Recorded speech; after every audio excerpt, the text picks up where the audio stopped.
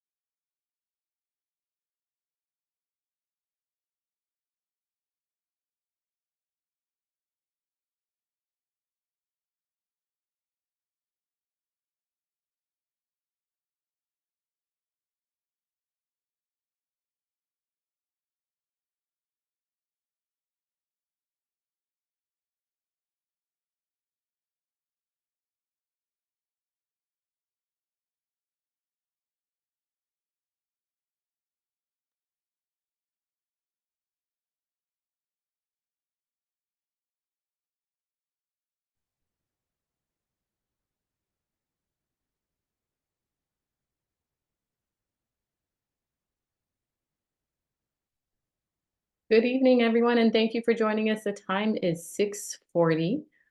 We will begin our session this evening to maximize the time we have together. We thank you for taking the time this evening, this brisk evening, to join us for this amazing learning experience with Dr. Andrew Campbell. Before we move any further, we'd like to acknowledge we are hosted on the lands of the Mississaugas of the Anishinaabe, the Haudenosaunee Confederacy, and the Wendat. We also recognize the enduring presence of all First Nations, Métis, and Inuit peoples. We'd also like to acknowledge the Indigenous Africans who were forcefully removed from their native lands and dispersed across the New World. This involuntary migration heavily contributed to the movement of African-descended people across the African diaspora to places like Canada. As students and learners, we deem it highly necessary to think deeper and examine the processes that led to the dispossession of Indigenous peoples on this land and settler colonialism. Stolen people on stolen land. In entering a conversation about anti-Black racism, it is important to center the humanity of Black children and Black families and to examine systems such as the education system that act upon them. And this African ancestral acknowledgement has been developed by Dr. Natasha Henry Dixon, who's a former president of the Ontario Black History Society, and an educational consultant and a historian. I am going to move back to the first slide because you will see on the slide here that the session is being recorded. As this is a webinar, you are unable to unmute or turn on your video, which is why you don't have the option. The recording that we will begin is used will be housed on the Internal Center of Excellence for Black Student Achievement staff website. So the recording will not be emailed to participants. We kindly ask that you share your questions in the Q&A, and you'll notice that on the bottom of the toolbar. And we're going to save some time at the end of the session for any questions, and Dr. Andrew Campbell will endeavor to answer as many of the questions as possible throughout at the end of the session. And I think on that note, my name is Rukia Mohammed. I am the program coordinator of the Center of Excellence for Black Student Achievement. We are really excited that you've decided to spend your evening with us. And without further ado, I'm going to send it over to System Superintendent Karen Murray, Equity, Anti-Racism, and Anti-Oppression. Over to you, Karen. Oh, thank you. And good evening, everyone. And I am so pleased that we are able to have this amazing conversation and evening together. I'm bringing greetings on behalf of the district, behalf of the Toronto District School Board, specifically our director and associate director, Audley Salmon. Um, I think what is so important about this evening is not only are we a combination of TDSB family, um, including and I hope we have some people here from our combating hate and racism leads. And if you are here, please be welcome and please continue to join us. But I want to thank staff. Specifically the staff who helped put this together. And I want to be able to say to our families and our communities that are part of the conversation this evening that our job is to provide you with opportunity to have great conversations about things that matter. And this evening, we are so blessed to have Dr. Andrew B. Campbell. We call him Dr. ABC. He is not only a friend to us at the Center of Excellence for Black Student Achievement, but he is an amazing assistant professor over at OISE, University of Toronto. He's the director of our sister space, as we call it, the Center for Black Studies and Education at OISE. And he's making a difference for the future of education because he also coordinates the Black Futures in Education teaching stream, which is so valuable as we think about, well, as young people talk about, I want to be seen and I want to be part of the conversation. And this gives an opportunity for these new educators to find a space and a family and a home. And us here at the center is a home for them as well. So all of that is wrapped up into this amazing giant of a friend of ours who is Dr. ABC. He's coming with knowledge, he's coming with joy, he's coming with ability for us to be able to relate to each other. But most importantly, he's coming with the opportunity for us to start a conversation that is beyond today. It's a conversation that we will continue to fuel because it's an important conversation to have. So, with that being said, my dear friend, welcome. I thank you and everyone enjoy your session. Thank you so much. Thank you so much. Thank you so much, Karen. Good evening, everyone. Good evening. It's a pleasure to be here. I see 203 people in the room, so I know I'm not alone. And I know that you came here to have a conversation with me because a webinar, we can go back and forth. But let me make it very clear. You can use your Q&A box for comments. You can also use your Q&A box for curiosities while I'm speaking. I'm very good at looking at the comment. Like now, I just saw that John Steele and Norman Nicholson both had a comment in there. So I'm on the ball. So while I'm speaking, you don't need to worry and feel like you're disrupting me. While I'm speaking, you can have a question. You can drop it in the box. I'll go back and forth. as my energy leads, and I will see what I can answer, or I'll wait until the end. So we'll do that. I want to say thanks again for Karen for having me. Something Karen said at the beginning. She said things that matter. I want you to understand what that means. Today's what? Wednesday? It's a Wednesday evening. Is it Wednesday? It's Wednesday. It's a Wednesday evening. It's 6:47. It's very, very cold outside. It's saying -13. -6 feels like -13. There are a million things you could do tonight or this evening or anywhere. You choose to be here. And I want to honor that, and I want to respect that, and I want to let you know I understand that. And you're here because things that matter. And one of the things that matter is the ways in which our children get to flourish in our schools. And so I'm happy I have superintendents, I have parents, I have teachers, I have counselors, I have community leaders, we have caregivers, we have the people who want to know this conversation, be a part of this in the room tonight. And so thank you so much. You know, when we think about that idea of equity, I'm going to share my screen in a minute so you'll get to see where we're going with this conversation. When you see we choose to have a topic like this that says equity and belonging begins at home. Home is where it's at. Home is where it's at. Home is the first school. Home is where you learn a lot of things. And I'm sure you hear many parents, may hear teachers saying, well, children come to school without knowing. And you kind of wonder, why is that conversation so powerful and so popular? Because there's an expectation. I want to use some strong words tonight. I'm getting right into it. There are some expectations that there are certain things that should happen at home.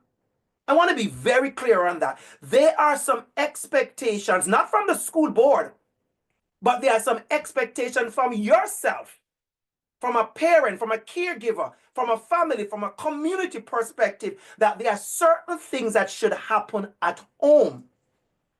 And we find when there are troubling questions about equity, we find that the loudest parents would say, well, I don't want the school to teach my children that. I do not hear many persons saying, well, I want to make sure I teach my children that. So I want to get into that conversation. When we say equity and belonging begins at home, it's the idea that certain things like respect for difference, the ability for your children to speak up, critical thinking, the concept of community and neighbor. That's a word that we don't use it popular anymore. Neighbor. Conflict resolution, empathy, compassion, kindness, fairness. Those things are things we learn at home. Let me say this, it's not even on my script, but let me go there. As a young teacher, my first job, I was a reading specialist. And in Jamaica, I was a reading specialist for years at the Waterford Primary School. And then I went to work in the Bahamas, and I worked for the Catholic Board for a couple of years, and I was a reading specialist. A part of my job was to test at the end of June, the end of the kindergarten school year. At the end of June, I tested all the kindergarten children, and we call the test readiness. So I tested their readiness for grade 1. I want you to listen to me carefully. They come to me one by one. They sat in Mr. Campbell's beautiful classroom, and I go through a series, what we call a readiness battery, a reading battery. I went through a series of conversations with those children individually. We look at the letters of the alphabet. We look at the difference between an M and a W, a B and a D, a P and a Q. Oh, I know you're getting it. And what we looked at were the things that looked similar, looked different, and they were able to identify those things. We talk about sounds and vowels, and long sound and short sound. We talk about simple words like cat, what we call the basic words, sight words. What we were trying to determine were the children's readiness for grade 1. I would invite you as parents, I'm going to give you a number of homework tonight. My first homework is to think about how ready is my child? Am I having those conversations that says to my child, you are ready? Are we having those conversations about difference, about respect, about inclusion, about kindness, about care, about manners, about principles? Are we having those conversations? And I hope I don't disappoint anyone tonight, but I want to make it very clear. I am not here to break down equity policy. So if you're coming to listen to hear me say the word decolonize and framework and inclusion and certain words that people like to latch onto, there are no latching words tonight. The latching words tonight are love, care, kindness, respect, belonging, flourish, grow, nurture, cultivate. Those are the magic words tonight. So if anybody's here for anything else than the magic words, I would say you could log off, because we're going to get into the magic words. And I want to share that slide with you. This slide you're seeing is when I started this conversation over 3 years ago. This very presentation, I did it first time about 3 years ago with a group of parents in another school board.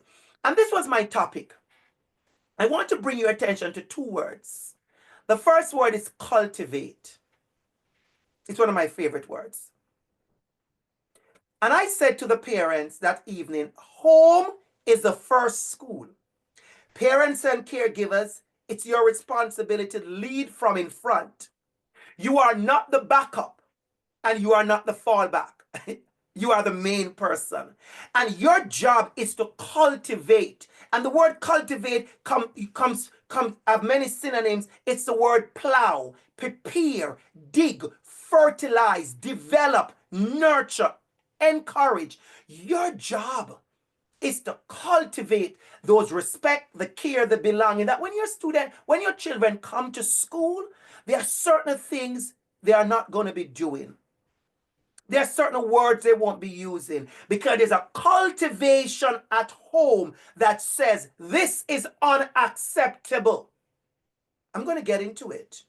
That's why they invite me here, to get into it. If I can't get into it, then we can log off and we can go watch TV. I am about 3 episodes behind in my movie that I'm watching.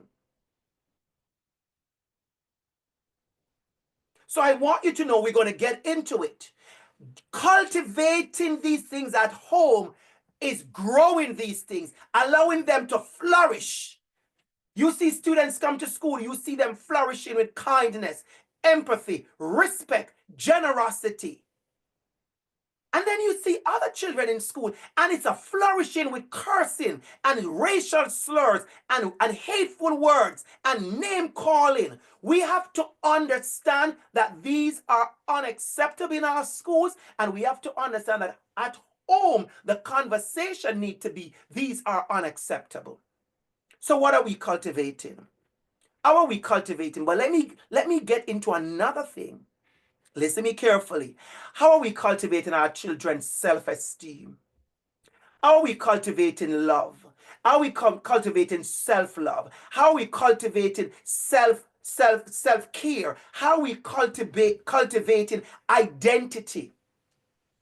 When you see a child, you see it on social media every now and then, they capture this little girl and a little boy or this little person, and they're talking about how much them love themselves and they love their hair and they love this and they love, and everybody on social media is liking it and it's going viral, and we're like, oh, this is so cute. Let me say something very, very clear. It doesn't just happen. It's not magic.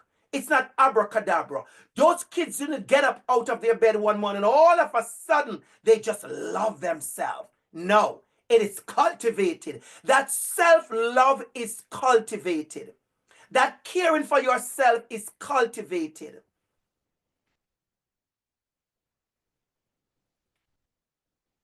That loving yourself is cultivated. I see John talking about the N word. The N word is being used in many school spaces. Let me tell you something, John. I was calling by a number of principals to a particular school board about the use of the N word. And not just the N word, but other racial slurs, because the N word is not the only racial slur happening in our schools. And I said, let me hear how we are speaking to our children about respect, kindness, hurt, harm, and about using negative slurs and the N word. And let me say this very, very clear. The response was disappointing. The response was disappointing. You know the reason why I was disappointed? I was disappointed because the level of correction that was being given out sounded like a Cinderella story, like a fairy tale. It lacked urgency. I can tell you, if your child is in my presence as a teacher and they use those racial slurs or the N-word or any other hurtful, demeaning, degrading, put down language, they will come home and they'll say to you, Mr. Campbell spoke to me today and he spoke to me very harshly. And I say that unapologetically.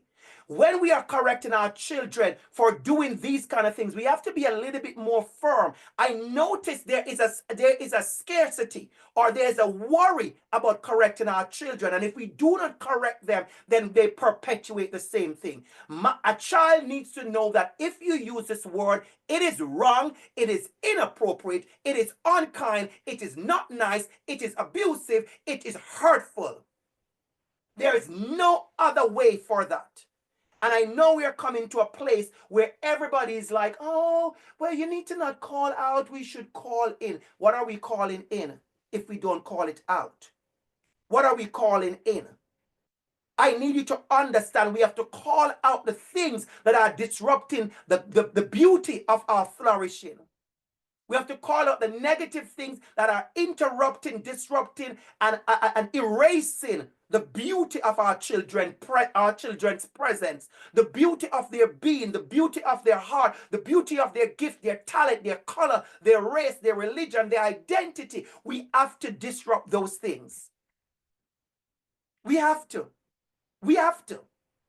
And so when you do those things, I want you to understand you are also sowing the seed. You're cultivating the beauty. So tonight, what we're going to do, we're going to have some discussion. We're going to have a discussion. We're going to talk about, we already talked about that, courageous conversations. You and I having those at home, not at school, at home. We're going to talk about our personal bias and prejudice and how these have impacted how we view others. I tell you a beautiful story about that, everybody. In 2001, I went from the Bahamas to United States of America to teach for a 4-year contract. I went to teach in Atlanta in a school that was near the airport, and they bused the kids to the school. Most of those children have never seen a Jamaican person like myself, or what they know of Jamaica is the stereotype, the assumptions. Wonderful children, wonderful kids. And they raise their hands, excited for their new teacher. And they say, Mr. Campbell, you're from Jamaica, Mr. Campbell, do you live in a tree house? Mr. Campbell, do you swim every day to catch your own fish, to cook your own food? Is your house like made of board? Mr. Campbell, do you know Bob Marley? Mr. Campbell, do you smoke weed? All the things they were excited to talk to me about were the basic stereotypes and assumptions I saw in magazines, movies, or whatever. It's not their fault. What is the learning at home? What is the unlearning at home? What is being cultivated at home? When you watch the television and you see something happening and your child says, Mom, Dad, Uncle, Auntie, Grammy, big brother, big sister, and they point at something and there is a conversation. How are you having those conversations? My next story, and I'm a storyteller. Second story, I was doing this very workshop and a parent who is a teacher actually raised her hand and she said, Dr. Campbell, that was so profound. And she said, I want to share something very personal. She said, I took my child to the supermarket the other day. And we were going through the supermarket. And she said, there's an old man coming through the aisles. He's using a walking stick. He's bent over. And my child shouted out, Mom, look at that old man. And she said, Mr. Campbell, I rushed so fast and I put my hand over his mouth. And I said, why? I said, what did he do wrong? He saw someone who was old and he said, Mom, look at that old man. I said, this is an opportunity for you to have said to him, yes, is old, because if you have come of a certain age, you may want to do a little maths, and you say, how old do you think he is?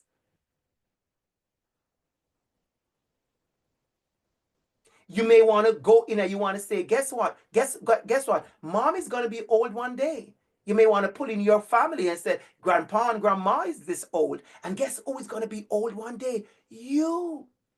And then you get into a beautiful conversation about age and aging and respect for elders. What a missed opportunity. How are we having these conversations at home? How are we talking about discrimination and inequities? How are we talking about injustice? How are we talking about poverty? How are we talking about homelessness? These things are happening. And I know there are a lot of parents who believe if I don't talk about it, then it's going to be just magically go away. I could tell you a lot of stuff that happens in school. I remember teaching a grade 5, 6 class. I was new to the school. I was the LTO. I walk into the school. I taught day 1. The next day I came back and I said, where is this particular student? I marked the register and I noticed a little boy, a little black boy, the only black boy in the class, by the way. He was missing. And I said, where is he? Where is he? And the entire class piped up, sir, he's a foster child. He's going to be absent all the time. I want you to listen to that. This happened in a TDSB classroom. I was a grade 5, 6 teacher at the time. This is a response. This boy is absent. The entire class remind me he's going to be absent. He's a foster child. I want to shock you. Well, maybe not shock you because you already figured it out. That little boy had no sense of belonging in that school. And those children don't mean harm. It's the language and the conversation that are happening that nobody is disrupting. That nobody is doing what I did at the time when I pulled my kids together and I said, let's have a talk. Let's have a conversation about what that means and what you said and why you said it. How are we having conversations at home? I'm not at school. I'm in your living room. Thank you for allowing me to be in your living room. Thank you for allowing me to be there this evening. Turn the volume up. Calling auntie in the room. Calling big brother. Calling big sister. Calling someone else. Let's have a conversation. I am honored to be in your home and I want to have that conversation. How are we doing that? So I want you to understand, we have to unpack those things. But here is my important part for you. I want you to understand that when these things go unanswered, when these things go untouched, when these conversations, we erase them, we crush them up, we throw them under the carpet, we sweep them under the rug, they do impact our children. They come to school and they say things. Oh, they say, I'm gonna tell you a little secret. Parents, lean closer to the laptop. Let me tell you a secret.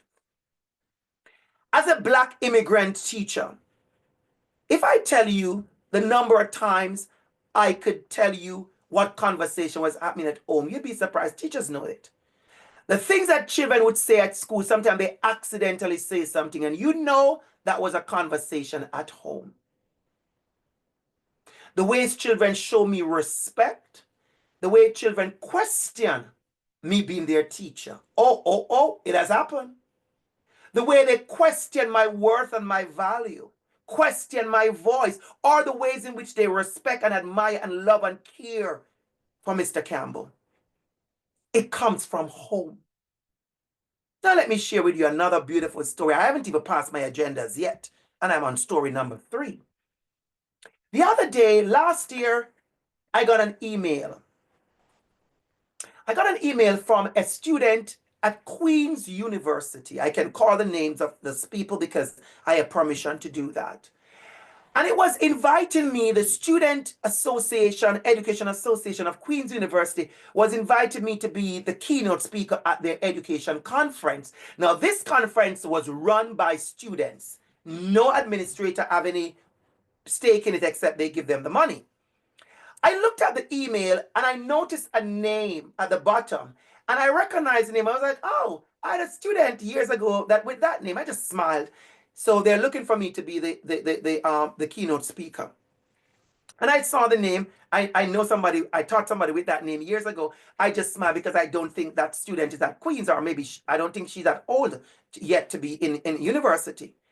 I attend a meeting to negotiate, to talk about, the event.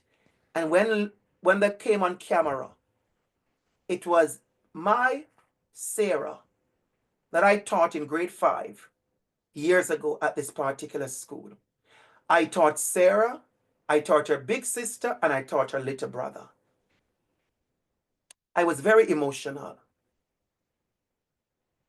Said to myself, what kind of teacher was I? That 3 children I taught in grade 6, grade 5, and grade 2 would have left elementary school. They're done with Mr. Campbell. Good riddance to Mr. Campbell. And they have gone on to university. And she has the power as the leader of the university student union, or whatever association, whatever title. And she get to choose any person in Ontario, wherever, to be the keynote speaker. And she says, let me go back for my grade 5 teacher. When I came off the call, I was sitting in my energy for a while, and I was very emotional. And I was very, very thankful. I checked myself. I said, I guess you must have done something right, Mr. Campbell. That's me. I talked to myself. That these children in grade 2, grade 3, grade 5 would say, I want to hear from my teacher, who they hear from every single time. They're children who tired to hear my voice.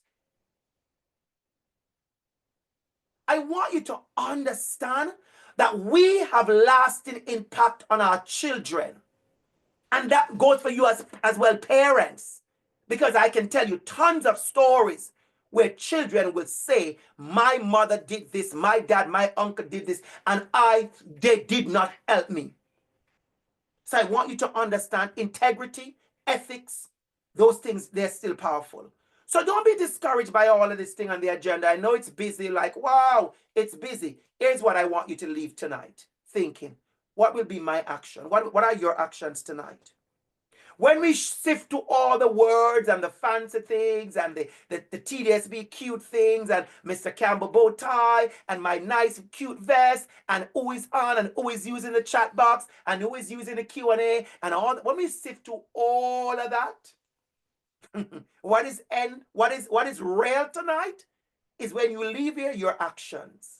How you're going to move from it. How you're going to look at a box of crayon as a metaphor for children and look at it and think there's a lot we can learn from a box of crayon. And you can take pictures of any one of my slides, by the way. You have permission to snap the picture of the slide. You can do all of that.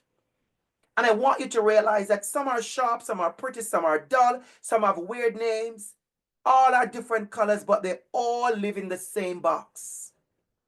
I want you to understand that when we talk about equity, we are not taking our children at school to any place, any dark place of we need to talk about this and we need to talk about. We're talking about kindness. That's my big word tonight. Caring, empathy, compassion. Let me get into my next story.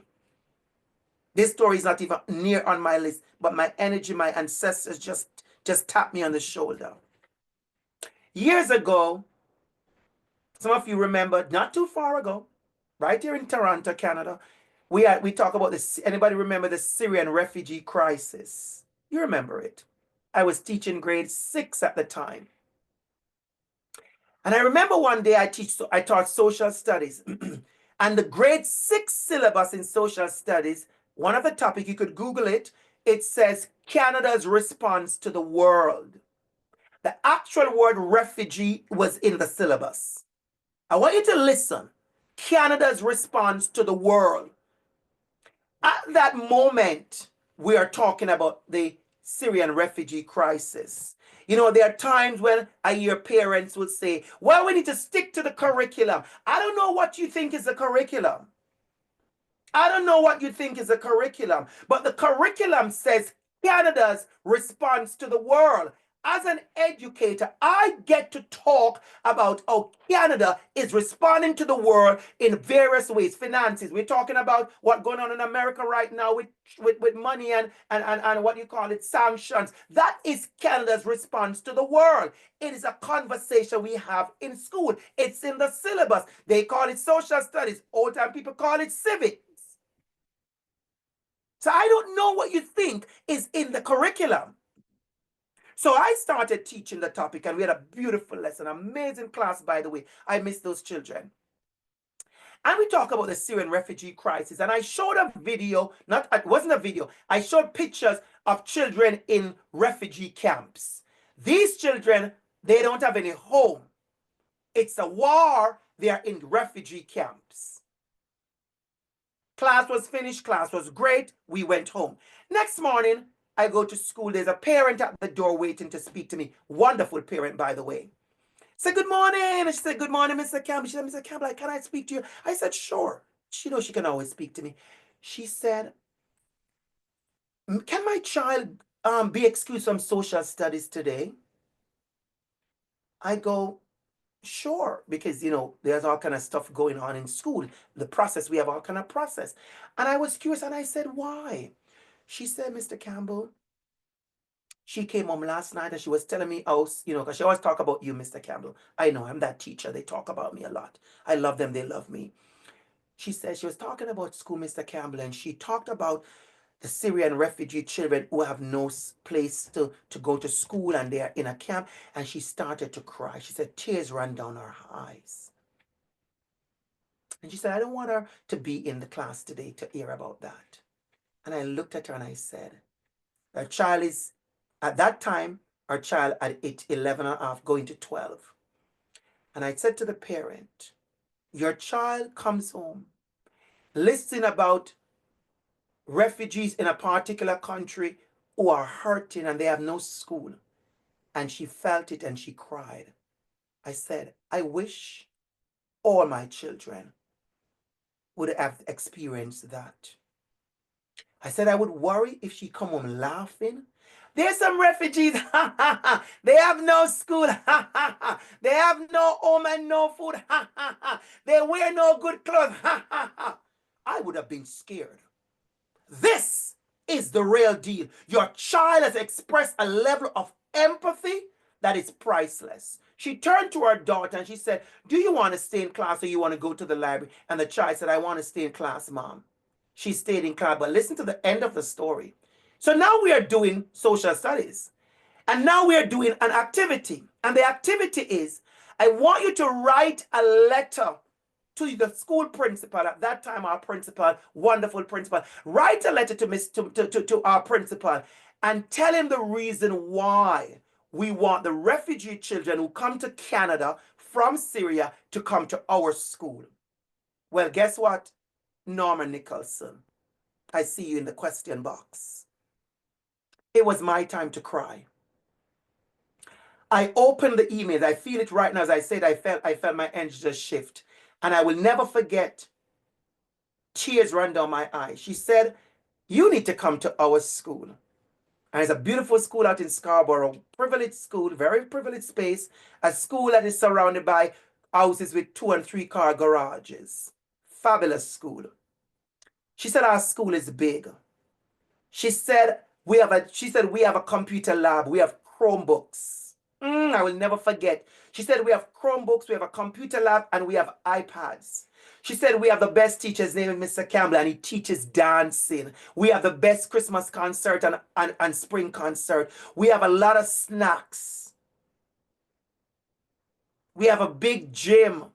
She was telling them there's space for you here. If you come to Canada as a refugee, you will find belonging in our school. I will never forget that. I can tell you the name of the school, the principal, the student, and the parent. Tears came down to my eyes. I pulled her to my desk and I said, thank you for being so amazing. So yes, Mr. Campbell, and she ran off to play. When we have those honest conversations with our children, we're not taking away anything from them. They understand what empathy is. She understands she's privileged. She understands she has enough to share.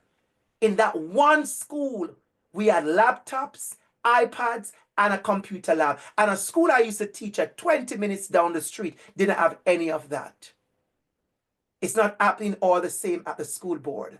Not all our children are being exposed to the same level of opportunities and excellence. I want us to understand that. And so as parents, we have to nurture belonging. So let me ask you a few questions in the homework package I am creating as we go along. What lessons are we teaching our children about others? What messages do we give to our children about others? What language do we use at home when we speak about others? What emotions are shown when we discuss others? How are we disrupting the harmful stereotypes we hear about others? Not everyone belongs. And nobody can contradict me and say to me, well, Mr. Campbell, you know, this is a strong topic. It's not for our children in kindergarten because they don't understand it. Are you serious? Excuse me. Excuse me. I've been doing this for 27 Septembers. I've taught kindergarten. We know kindergarten children understand when somebody doesn't belong. There's an activity we use in kindergarten when we give, it's called visual discrimination, because we teach them how to visually discriminate and how to differentiate visually and auditory. That's the actual topic: auditory discrimination, visual discrimination, the ability to differentiate. And we say to them, here is an apple, here is a banana, here is a bunch of grape, here is a sock. Which one is different? And they say, Mr. Campbell, the sock. They learn from an early age that someone is different. So when a child says, your skin is dirty to a little black girl, true story. When a child says, who has come to Canada, never seen a black person before, come from a certain country, and he goes to the playground on his day one, and he says to a little black girl, your skin is dirty. And she said, no, it's my color. The next morning he says, your skin is dirty. The next day he says it till it becomes a big issue to the superintendent it's called in.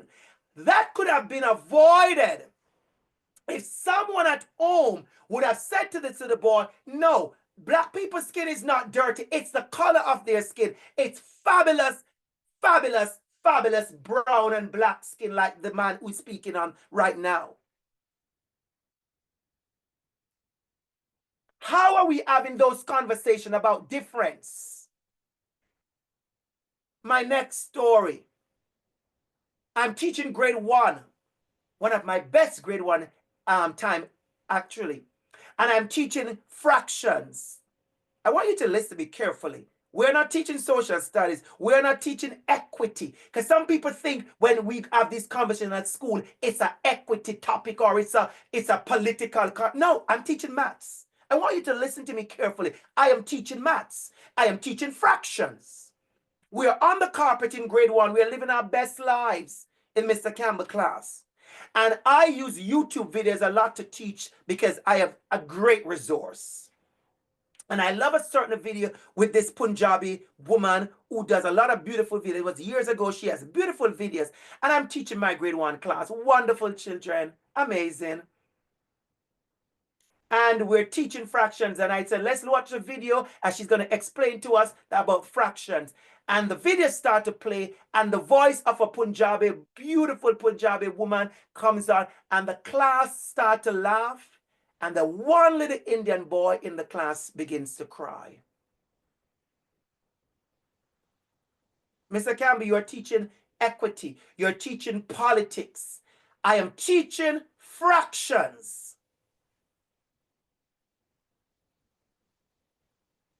So what do?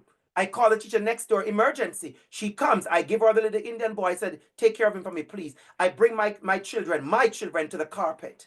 And I say, stop the mute. I stop the video. I said, what's going on? And they love me and they trust me and I trust them. And one person said, Mr. Campbell, she sounds funny. And I said, okay. It's different. It's accent. It's language. And another person raised their hand. And they say, she sounds weird, Mr. Campbell. Okay. You know, my students trust me and they respect me, and so they could be vulnerable. Another one raises his hand and he knows he's not going to get into punishment for that because I asked him to share. He said, Mr. Campbell, she sounds stupid.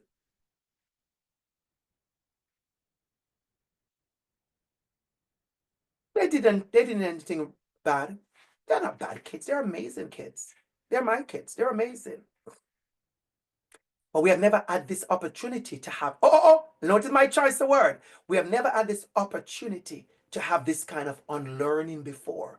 So I gathered them on the carpet and I went into my YouTube and I start to Google different accents and I start to play a Russian person. I play a French person. I play somebody from another country. I play someone from Trinidad. I play somebody from Guyana. Yeah, man, I tired in his warm, go home.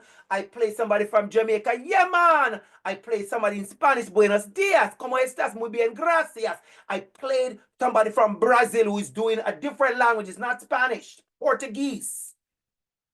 And I said, we all come from different parts of the world. And we all have different accents and different languages. How is it? It's beautiful. The different languages. It's exciting. And I had a beautiful conversation with my grade one for them to understand the respect and the beauty in languages and accents and difference and the value of having people like that around. Beautiful maths class. Beautiful maths class. Fractions to be exact. Little boy came back in the room. And before I could say anything, one of my little stars, because I have so many stars, went and says, I'm sorry. Oh, everybody know me, I'm a crier. Before I could say anything, and Charlie, I see your question. Before I could say anything, he walked up, he said, I am sorry. And then, of course, kids, grade one, they're like that. A number of them followed and telling me they were sorry. Thank you for your question. There was harm done. Let us not tiptoe around it. I can't stand the tiptoeing. There was harm done. There was harm done. But I can tell you, my grade one children, they fixed it. And it wasn't a one shot. I remembered to take it to another level and we remind each other about our differences and how we celebrate that. So I want you to understand, what is belonging? Belonging is a subjective feeling. You can't force people to tell you that they belong. They have to be the one to say, I feel a sense of belonging, like me. I really feel a sense of belonging where I work. But I had to cultivate that. And there are people around me who is nurturing my belonging. It's a subjective feeling that one is an integral part of their surrounding, including family, friends, school and work environments, communities, cultural groups, and physical places. People want to know they belong. Too many of our students are being excluded because of their color of their skin, their accent, their sexual orientation, their religion, whether they wear hijab or not, whether they eat certain food. There are many children in our schools who are ashamed of their lunch because we're teasing people about their food. That's why they make the book, Don't Yuck My Yum. I have seen it in school as a teacher. How are we correcting our children? When somebody says, oh, he brought this lunch and it's nasty. How dare you not correct your child when they said, he's eating it and it's nasty. It's not nasty. It's different. It's different. You know how many people I know are afraid and ashamed to say they like certain things because they're embarrassed and people say, oh my God, ew, how could you eat that? So I have been to very, very fancy places and spaces and they say, what do you like to eat? And I on purpose, I talk about chicken feet and tripe and bean. I talk about pork hock. I talk about pigtail. I talk about things that I absolutely love. You can't give me my soup without pigtail. I love stewed chicken feet.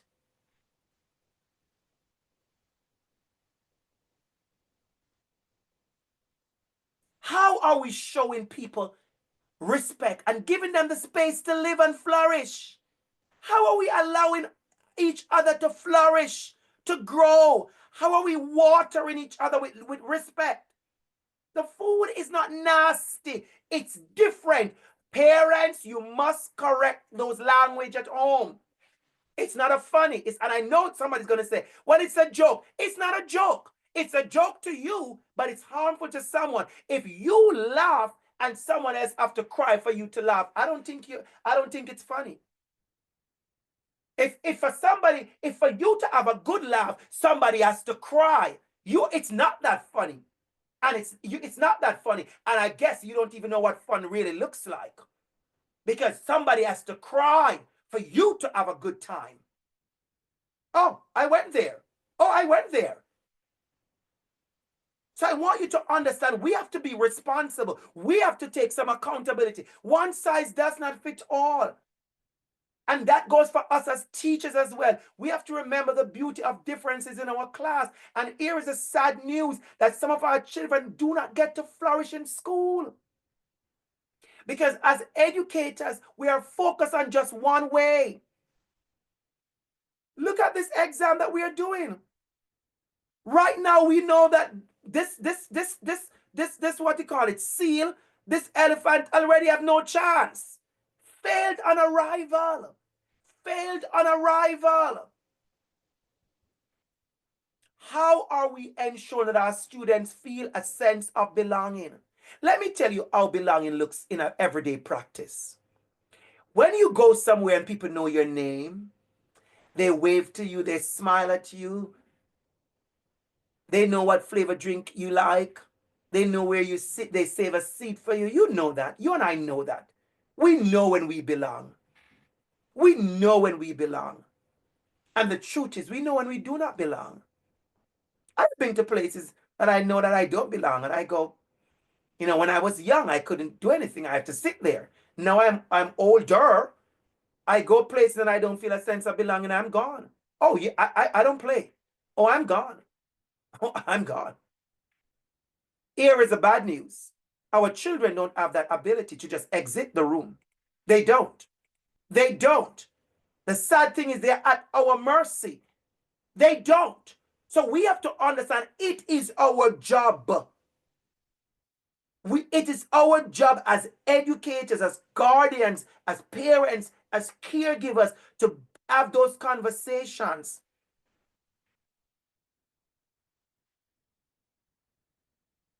And I like what you said, Erica. I love your comment. And remember, don't only put questions, you can put your comments. Thank you for that, Erica. I saw it. Some children utter problematic statement because they hear it at home. Absolutely. Absolutely. I could tell you personal stuff that parents have said about me at home and the kids come to school and repeat it. And then there are parents who are not equipped to have the conversation. So that's something that we may have to look at. How do we engage parents in having these conversations? Not just a one shot, but help parents with the tools. Because the truth is, we all don't have the tools. And we don't all have the time, and we don't all have the access. That is so true. I get it. And that's why I'm not giving you any big project to do. If you notice, I have not given you any homework that is a project. I said, when you're watching TV, what are the conversations? When you're in the supermarket, what are the conversations? When you're on the subway in a car, going somewhere on the train, what are the conversations? When you're on the plane, what are the conversations?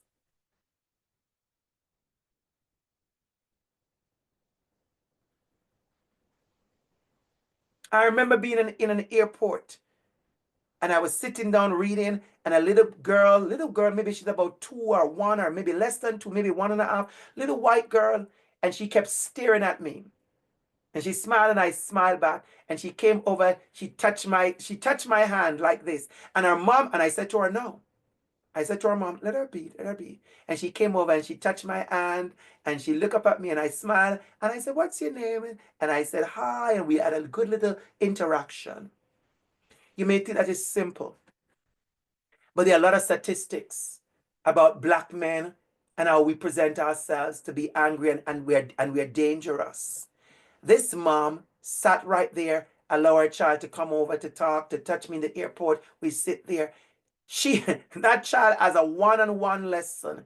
She has been totally a different perspective of what that black man looks like. I guarantee you. I guarantee you. How are we looking at differences? So I want to show you some research. I really want to show you this. It is such good research. This comes to us from Carter and Biggs. You can Google it. Carter and Biggs 2021. They talk about creating communities of belonging. A powerful piece of graphic. And I was so happy when I found this research. Because as I said to the principals, I'm going to speak to a whole bunch of principals tomorrow about the same topic of belonging, a different topic, but belonging. Whole room of principals tomorrow. And I said, this is what it boils down to, you know. How are the children in our school? Do they feel a sense of belonging? Are they supported? Are they cared for? Are they loved? And are they invited? Are they welcomed? Are they known? Are they befriended? How are we ensuring that our children in our school feel that deep sense of belonging? I'm going to say this. A lot of us, like myself, many of us have had to be resilient. And there was a time when all of us, we praise this. We love this, especially as racialized folks and Black folks. We talk about resilience like no other. And the truth is, my whole life, I have had to be resilient. I'm a product of being resilient. I have been through the cracks. I have been planted in spaces that I know I wasn't supposed to grow. But here's what I want to say to your parents. This, watch me carefully, this is not it. This is not it. Our children constantly going to school and constantly working to belong, fighting to belong. I mean, barely surviving to belong, coming through the name calling and the bullying and the hurt and the racism and the sexism and the homophobia and the Islamophobia and this and constantly. This is not it. I don't want you to give me no award for my resilience. I don't want no resilience award. Because you know what should happen? All our children in our schools deserve to be watered, deserve to be given the right amount of water and sunlight, the right amount of soil and attention, to be pruned, to be protected, to be looked after in a way that they get to bloom and thrive and blossom and be their best selves. Let me just give you your next homework. Someone is responsible for watering. I want you to write that down when you post it later on your social media. Someone is responsible for watering, and that someone is me. Write it down. Write it down. That's the only thing you're writing down tonight.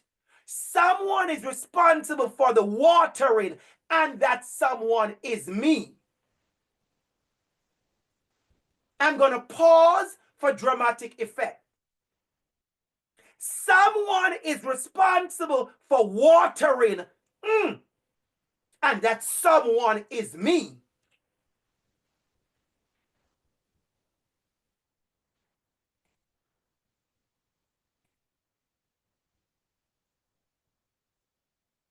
We have to realize we have a role to play to nurture our students, to make sure they feel special, to make sure they know they are beautiful.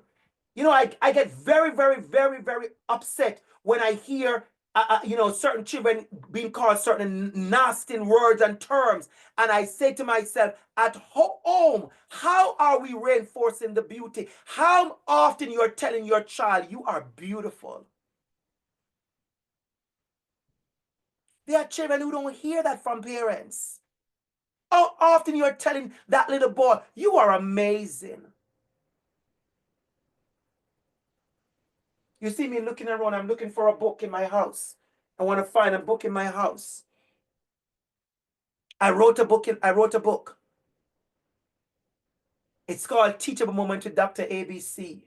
And in the book, there's a section that says, Daddy said I'm a star. I'm going to paraphrase it for you. Growing up in Jamaica, in Waterford, Jamaica, I grew up in a very, low socioeconomic neighborhood. Didn't have a lot. And I remember going to school and I was teased because I repeat clothes. And my lunch bag wasn't the fabulous one. I wear nothing name brand. Absolutely nothing when I was a child. Nothing name brand. I remember my parents could afford more than once to send me to a field trip, so I didn't go. When I go to church, I look good all the time, but the clothes was I wear a lot of repeat. And I would come home and I would tell my dad or my mom, and my dad would make me know I'm a star. I was bullied and teased. I was called a sissy. I was called the most hurtful words. Little boy, 9, 10. I don't know nothing about sex and identity and nothing as yet. And I've been told I am a this and I'm a that, the most derogatory words. I run home to my dad. I told him what people said, and he said, "You are a star."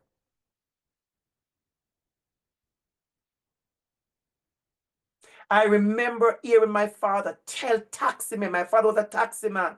I remember hearing my father telling taxi men that my son is a star. My father passed away in 2008 when I came to Canada.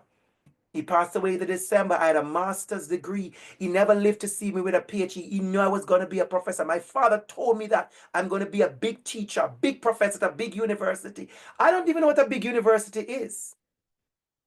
But, Jamaican parents, that's what he said. He was proud of me. He's going to be a big principal, a big teacher one day at a big university. My father passed away before I had a PhD. But I want my father to know today, his son has a PhD and I teach at the top university in Canada. I am a star because my dad told me so. When the neighbors said I was a sissy, my dad said I was a star. When they said I was ugly, my dad said I was a star. When they said I had nothing, I was poor and my clothes were ugly, my dad said I was a star. I am a star because my dad said I was a star. So I want you to understand. I want parents to listen to me. I want you to inculcate. I want you to cultivate. I want you to water those dreams, aspirations, the desires. Speak into the life of your children. Speak over the lives of your children. I'm sick and tired of hearing parents complain. That child said, that child said, that child said, that child said, that child said. And I say, what do you say? And they don't say anything. Your voice must be able to counteract an impact on your child. You put that into them. It's not a one-time offer. We don't do a one-time offer. Your child don't get a one-time offer. I can't stand this. My ancestors are on me right now. Your child don't get a one-time offer. Your child gets an everyday 365-day special. Every morning you put that into them. You are a star. Daddy loves you. Mommy loves you. You are beautiful. You are amazing. So let me wrap this up and leave you with you a few pointers. Number one, engage in courageous conversations. It is your job to have those conversations. Don't shy away from them. It do not need to be any big family gathering conversation. It's the conversation in the car. It's the conversation on the drive home. It's the conversation while walking the dog. It's the conversation when they jump into your bed and cuddle up beside you. It's the conversation at the dining table. It's a conversation while you're scrambling the eggs. It don't need no extra event. It don't need no webinar. It is the conversation you have every now and then with your child about what's going on around. And you say to them, we don't use those words in our house. I don't want you ever to do that. We don't bully people. We don't use those language against people. We respect others. When your child comes home and said, Mom, I had a friend in my class and he has two dads. Yes, he has two dads. No matter what you say, it's not going to erase their house. And that's something I want some of you to get, because sometimes you act up in a certain way, like what you say is going to make other people disappear. You can't make them disappear. Erasing someone don't make them disappear. That child is in your child's class and he has two dads. Point blank. Point blank. Unapologetically. Now, how are you going to deal with it? What are you going to say? Are you going to say something nasty? Are you going to say something mean? Or you're going to say something as simple as, well, he has two dads. He has a different kind of family from ours. That's all. That's all. I never asked you to do anything else. Let me let you know the secret. I tell people all the while, you don't need to celebrate me. You only need to respect me. As a matter of fact, you just need to allow me to live and grow and be and live my best life. That's all. I don't need you to throw confetti when you see me coming. I don't need you to do nothing except let me be. Let me get to live. Let me get to thrive. Let me get to grow. Let me get to be watered. Let me get some sunlight. Let me get to grow. I don't need confetti. I don't need anything else. I don't need a marching band. I don't need a cup, a flag. I don't need nothing. I need you to let me be. So sometimes we make the conversations a little more difficult than they need to be. All you have to say is that child has a different family than our family. That's all. That's all. The next point I'm going to leave with you. We talk about this a lot just now. Affirm your children. Nobody's voice should be stronger than yours when it comes to how you affirm your child. Let me just say this, how my grandmother would say it. Don't leave your child's self-esteem up to nobody. Don't leave that responsibility to nobody. That is too important for you to leave it up to even the teacher. I'm going to be frank with you. You don't even, no, I wouldn't even leave that responsibility to the teacher. No. Teacher have 34 people to motivate and to inspire. Teacher may just miss my child. Teacher may just skip my child. My child might just get the leftover. You make sure you start with your child. You give that affirmation. You start with that affirmation. You pull up your child with that affirmation. So when they arrive to school, they arrive with a level of readiness.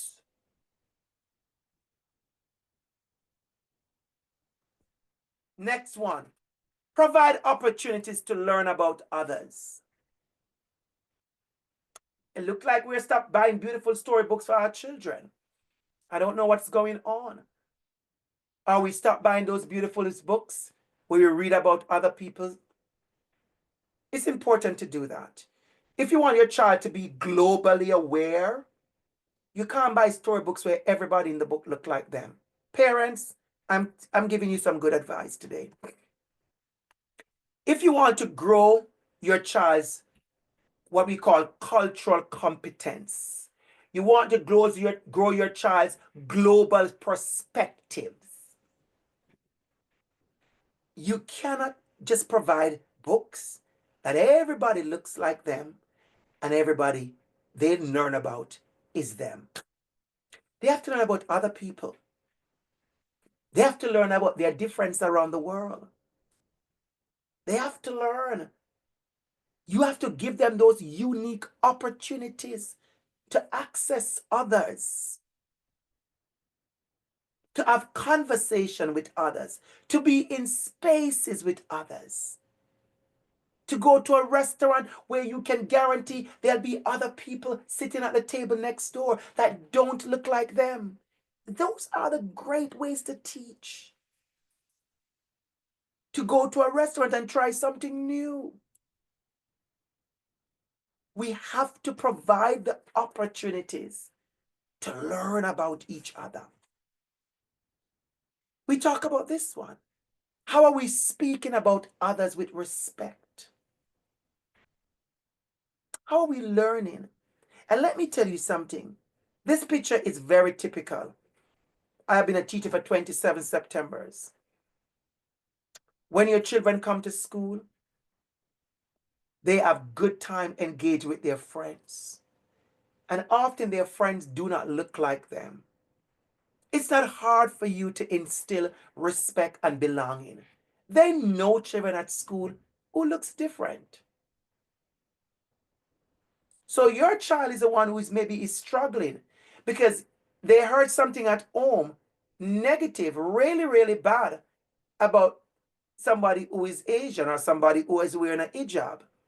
But then when they come to school and they go to the group for reading, this is what the group looks like. You see the conflict and the problem? They are playing with their friends. How are we instilling, enforcing, reinforcing those beautiful things of respect, care, kindness? So when you leave here this evening and somebody said, oh, did he go to the parent thing? And you said yes. And I said, oh, why did it go? Because I don't want him to talk about no politics. I don't want to hear about no war. Say to them, well, the speaker, if you don't remember my name, just say the tall, black, gorgeous man. Just use that description for me. This tall, gorgeous black man. He said, he was talking about kindness and respect and love and self-esteem and how we motivate and encourage our children to motivate and encourage each other, how we show empathy and compassion. That's what he was talking about. That was the equity he was talking about. And it actually comes from research. Oh yeah. Oh yeah. Seize opportunities to disrupt the bias and the stereotypes. And you can't do that if you don't know. You have to expose yourself to the difference. Let me tell you maybe my final story. In 2008, I moved to Canada. It was June. I was getting ready for summer. And I went downtown Toronto, walking about, living my best life, trying to learn the city. I get lost almost every 5 minutes. And I remember being not too far from Eaton Center area. I will never forget. And I saw a group of people who I've never seen before. They looked really different. Never seen people that look like that before. And I asked somebody, who are those people, that old set of people over there? And they said, oh, those are indigenous people. And I go, wow. Because where I'm from, Jamaica, all the indigenous people is wiped out. We grew up talking about the Arawaks, and we know about the Caribs, and we know about the Incas and the Mayas. Those are the indigenous people. The Arawaks, they are wiped out. I know some of you would say the Maroons are the indigenous. No, the Arawaks are the indigenous people of Jamaica. And all I could think is, well, ours were wiped out by Christopher Columbus and his disgusting set of prisoners who sailed to the region because they were actually lost. That's how they came here with all their diseases. For those who don't know, they came with a whole bunch of prisoners come with sickness and disease. We talk about colonial practices as if these people were somebody. They were nobody. They came with all kind of prisoners and sickness and disease. Those are the people. Those are Christopher Columbus and his men. And I looked at the indigenous folks and I was impressed. And someone right there quickly said to me, well, these are who they are. And in less than 5 minutes, all I heard about Canada, indigenous people, or the indigenous people of Canada, was nothing but deficit. Every single thing was negative. Every single thing. I was a new immigrant. Every single thing I heard at that moment right there was negative. But you see, I had a lot of critical thinking skills. And so I go, what?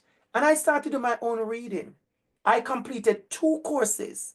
2 courses I did as a teacher, AQ courses on First Nations. 2 courses because I needed to learn so I could unlearn. Anybody see what I just said? I needed to learn so I can unlearn. Let me repeat that for the recording. I needed to learn so I could unlearn.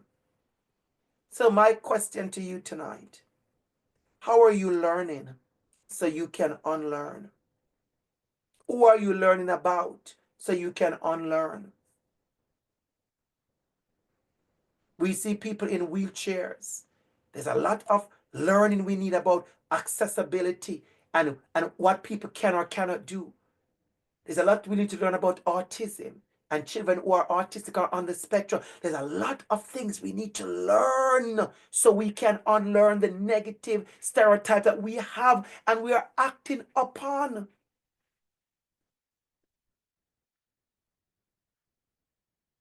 Let me leave you with a good story, a joyful story.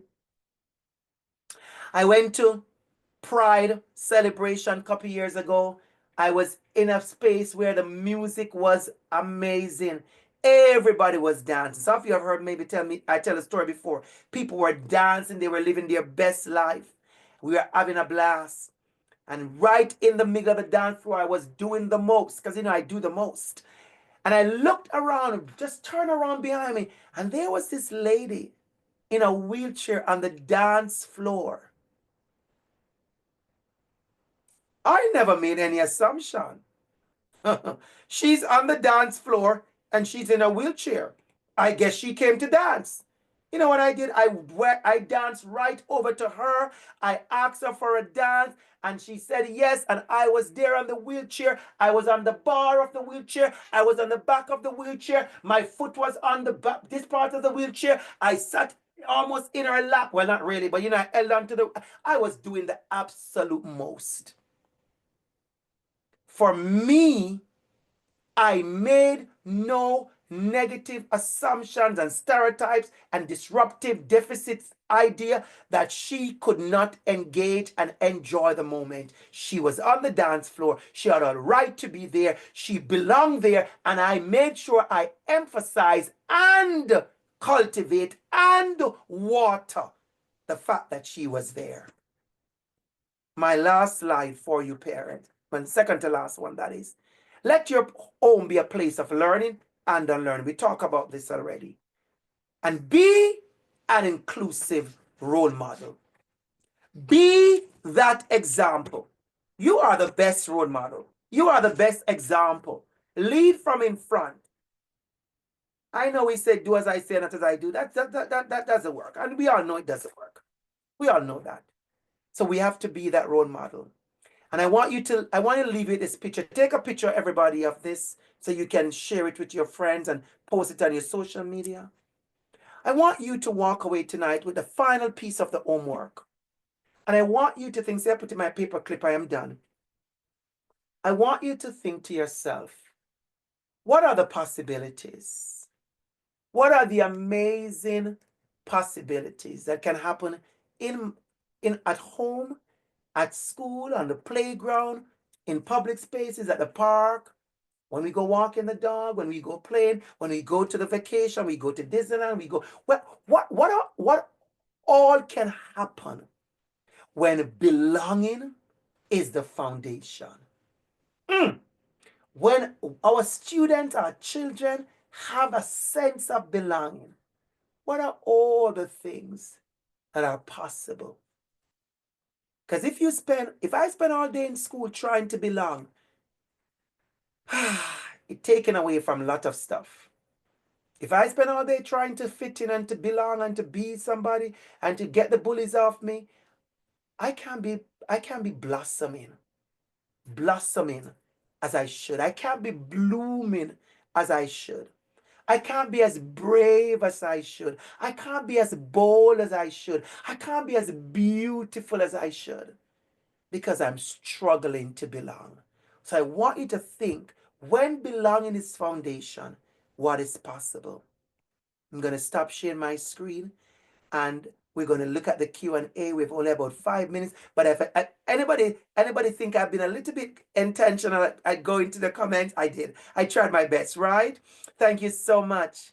Thank you so much. Thank you so much. I see all the comments. Joy, Victoria, Mame, I see it again. I see Christina. I see it again, Megan. I see you. I see you, Erica. I see you, Norma. I see you. We have 5 minutes. Thank you so much, Vanessa. We have 5 minutes. Anybody want to throw a quick question in the box and I see if I can address one or two? We want to use all our minutes, right? We want to use all our minutes. Anybody remember those days when we had to buy minutes? Anybody remember that? I'm not as young as I look, Not as young as I look. Anybody remember when we had to buy minutes? See, you buy the minutes on the card and you talk out the minutes? Yes, we have 7 minutes. We have about 3, 4 minutes. Thank you so much, Lindsay. Thank you so much, Lindsay. Thank you, Helen. Thank you, Helen. It's a pleasure. It's an honor. I come here with love. I come here with joy. I've been waiting for this day. I've been busy all day, but I'm ready. I pull up to the laptop with joy. I pull up to the laptop with joy. And I want to say this. I'm going to be speaking in Black History Month at a number of places. And can I tell you what my topic is going to be? My topic is going to be the ways in which we must protect and nurture joy, Black joy. That's going to be my topic. I'm taking that topic all the way to Ottawa. I'm taking that topic all the way to Alberta, Ottawa, everywhere. I'm going to be telling all of us, white folks, Black folks, racialized folks, all of us, I'm going to reminding us that we have a role and a responsibility to protect and nurture Black joy. When you nurture my joy, I come here full like this. Imagine if I was sad and not being able to grow.